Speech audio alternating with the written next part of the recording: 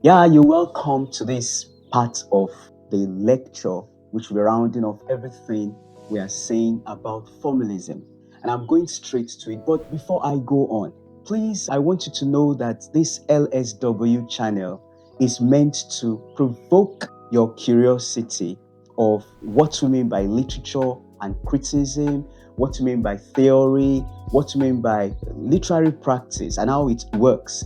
And hopefully, it's going to make you very much more interested in looking at texts, looking at scholarships revolving around literature, and make you also to be very confident to approach literary issues from any perspective. So, these lectures are supposed to give you a foundation, a strong foundation in approaching literature and theory. But I want to also encourage you to expand your views beyond even LSW by getting more curious, adding more to your knowledge, and therefore become a master of what you are doing. All right, now we are going on into looking at the strengths and the weaknesses of formalism as a theory, both a Russian formalist and new criticism. But let me start by attempting a comparative analysis, a very brief comparative analysis of Russian formalism and the new criticism. One way in which you can see that these two schools meet is that they talk about the preeminence of the imaginative in our reading of literature and in our acceptance of literature as critics, theorists, students, whoever we are. And also, they make us realize the importance of the dynamics of what makes literature literary. That is, the style beyond what it says. In other words, what these two schools of formalism are saying is that, yes, behind the scene of the players of literature, that is, the stories of literature, are a group of people or a technical crew of style, of form, that make sure this thing come into place.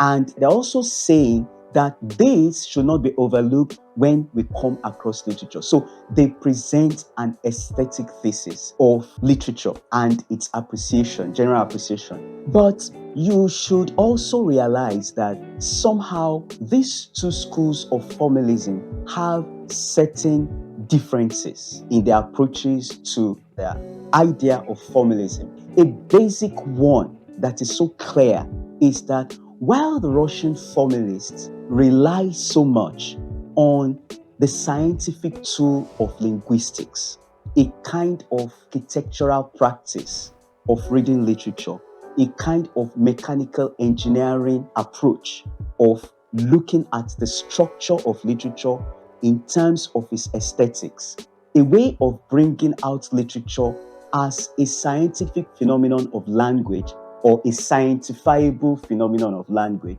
The new critics seem to approach their formalist criticism from a pragmatic view of looking at literature as something that has been in practice from one age of canonical literature to another age that must therefore be remembered and posited to the audience that is looking at literature. So, in other words, we can say while the Russian formalist school seemed to be very much scientific in their approaches of reading literature, of taking the elements of the author and the reader away from the context of the text, it would seem that the approach of the new critics relies on a memorialization of the canonical idea of literariness and then bringing that memory into our own necessary consumption of literature in looking at its literariness. By extension, it would seem that the new critics seem to be more pragmatic, so to speak, than the Russian formalist. And it will also seem that while the new critics look at linguistic tools as their basic elements of criticism, their basic elements of approaching literature, which to a very great extent reminds us of structuralism, which we'll be going into after this lecture on formalism. It seems that the new critics rather look at the exchanges over the ages between canonical paradigms of literature in its aesthetic terms with another canonical paradigm of literature all throughout the ages, and then come to an idea of a pragmaticist view of literary aesthetics and, of course, of literary production. We hang it there. Now, let's look at the very strengths of formalism. Number one, just like in the case of liberal humanism, formalism puts above all things in literature its own imaginativeness. It looks at the imaginativeness of literature. It also emphasizes the fact that literature must be easily already known as literature. In other words, it privileges a case for literature as meriting a kind of ennobling boundary by which you can set its difference from other kinds of discourses that are verbal in orientation. Number two is that it creates a situation where we can actually not take everything that is written for granted as literature, even though masking itself as such.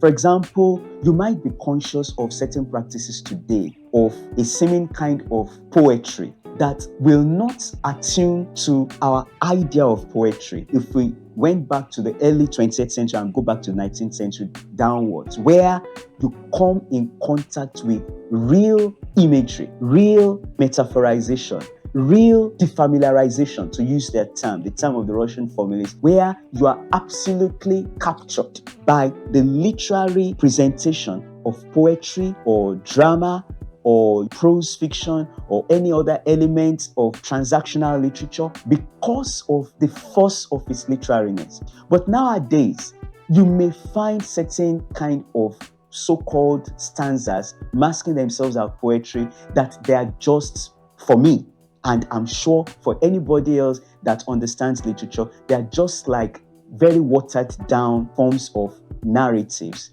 that are, masking themselves as graphologically poetic. For example, if I were to write something in a stanza and all I am saying is, once upon a time, there came Michael. He came to my house and he was asking me he wanted breakfast. That ends the first stanza. And when I gave him breakfast, second stanza, when I gave him breakfast, he thanked me. And that is a watered down provocation of what you could harass us by, telling us that is poetry. Okay? But definitely when we see poetry, we will know it because there is a kind of effect it has.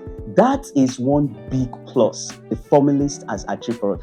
For us to be able to decipher between genuine, amateur, roadside, not even in its elevated type, roadside, absolutely banal kind of experimentation that people mask themselves as poetry. And then the moment we get it, it's fantastic. I mean, listen to this evergreen poem written by Alexander Pope. Alexander Pope was one of the neoclassical poets of the English imagination. He wrote something on Isaac Newton, and he was by extension talking about what Isaac Newton did by discovering the source of electricity. Listen to this.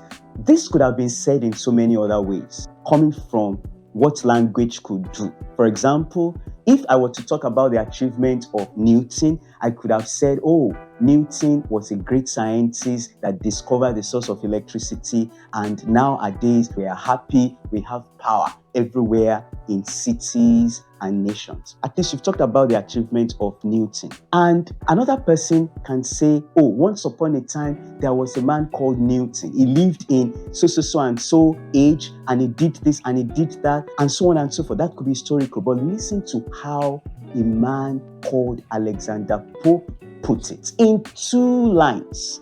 Evergreen, memorable. That poem has gone for generations.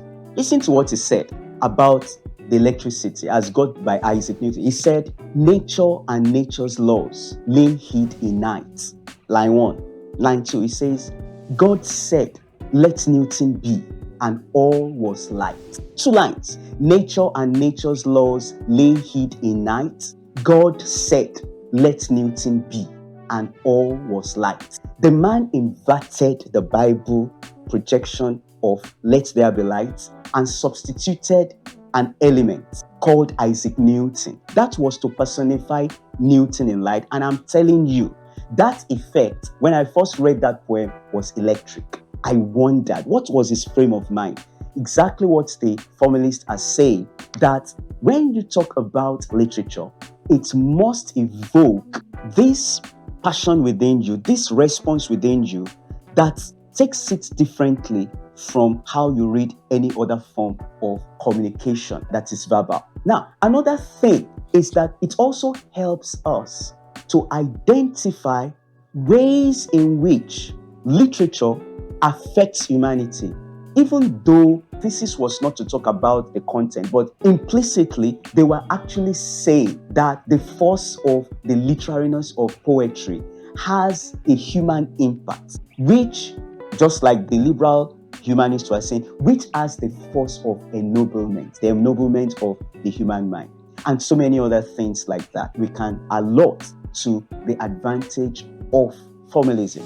But formalism has, unfortunately, a number of gaps, which we are going to just line up briefly. Number one, formalism ignores the function of society and culture in the very use of language. It excises, it cuts off the interplay of culture and society in the production of language and even in the performance of that language that formalism tries to bring about. Number two, formalism, in ignoring the issue of the content of literature, eventually descends to the level of a mere mechanical thing. In other words, it just gives us something like a kind of cadaver. A cadaver is the body of a dead person or a dead animate thing. It gives us literature in the form of a cadaver without looking at the life within it. It talks about the source of the life and ignores the life. That is funny. It talks about how the light is switched on as the basic element of electricity without talking about the light that shows. It's very, very funny in that context. Number four, it does not acknowledge the forces of politics, of society, of discourses, of the issues of the producers and the consumers of literature as very vital to the meaning making of literature. We can even say that the very element, if formalism were really meant to be something, to advocate literature as not necessarily something that is constitutive of certain cultural elements, certain cultural imperatives or social imperatives that bring about the message of the literary work, that what matters is just the language, I'll ask a question. The language that literature uses, that formalism fixates itself on, where does it come from? Does it come from the formalist or does it come from society? Is the language that is used a new creation of the poet that does not rely on human language as used in particular societies? Definitely, you might begin to wonder that formalism at the end of the day presents a rather crappy, so to speak, rather crappy presentation of literature by not acknowledging its socio-cultural and political dynamics that bring it about. Now, to assume, just like the liberal humanists, that the literary text is always already known when you encounter, especially when you are coming to the terrain of great literature, such as people like T.S. Eliot was reminding us that is unconsciously represented in the contemporary writer, or you are talking about the affective fallacy or the intentional fallacy that was brought about as just something you look away from, then formalism does not actually look at the issues that makes literature something that is of human consequence. When we read literature, what we can argue that what makes literature very much enjoyed as an aesthetic phenomenon is the fact that it is able to transact with our psyche the information that has content power, that has that has a context power and which people can follow. Let me put it this way. If you were to read, I'm back to Things Fall Apart again. If you were to read Things Fall Apart, you are not likely to be reading a text that is just aesthetic. My first encounter with that book when I was quite young, I think I must have been about 11 years old when I read Things Fall Apart. When I read Things Fall Apart in the first instance, what occurred to me was not its aesthetics. What occurred to me was the fact that it was telling a story that had so much impact on me about the failure of humanity in cultural exchanges for cultures of the other to be respected by the culture of a particular self. So all the things that came up in Things Fall Apart when I was reading that was not in dialogue with some aesthetic formation. The value of the aesthetics is the information, and the information is what is transacted by all kinds of dynamics that delve into history, politics, the economy, gender discourse, race, and so on and so forth. Let me also give you an instance of another book I read that clearly takes away, at least from my own idea, the issue of the predominance of the aesthetic over the context of production or the message of production. And this second one I'm giving an example of was what I read as a fresh graduate of literature. I'm talking about my undergraduate days, just after I'd read literature, got a bachelor's in it, and I read it. This novel is Alex Haley's Roots. Alex Haley's Roots is an African-American novel that literally does a kind of literary history of African-American slavery and tells us about the issue of racial demonization, that talks about culture loss, that talk about the existential potential of domination over the other when people in dominance are all in control of the sources that make them dominate. It also talks about the pain of deracination, the pain of uprooting, of people from their historic cultural landscape all of a sudden into a very, very unknown place where they were slaves forever and they never recovered from that, and several generations afterward. Let me tell you something. When I read Roots and I saw what you can call the dehumanizing extent of white racist supremacy as it projected itself in that novel, talking about the Middle Passage, how blacks were taken from Africa to the New World, how people became property rather than human beings, and how their inferiorization as property became the source of wealth of the people that dominated them, you cry. Actually, the first expression I had when I finished reading Roots was that one was close to tears. And it was so real. Well, thanks to the formal properties. I'm not against formalism at all.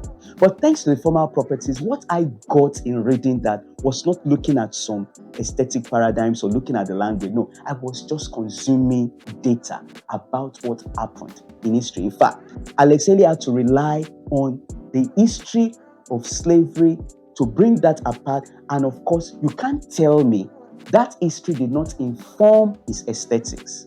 You can't tell me that history did not orchestrate the plotting of that novel. You can't tell me it didn't showcase how the exchanges of dominance and marginalization, was not very effective. It was just electric.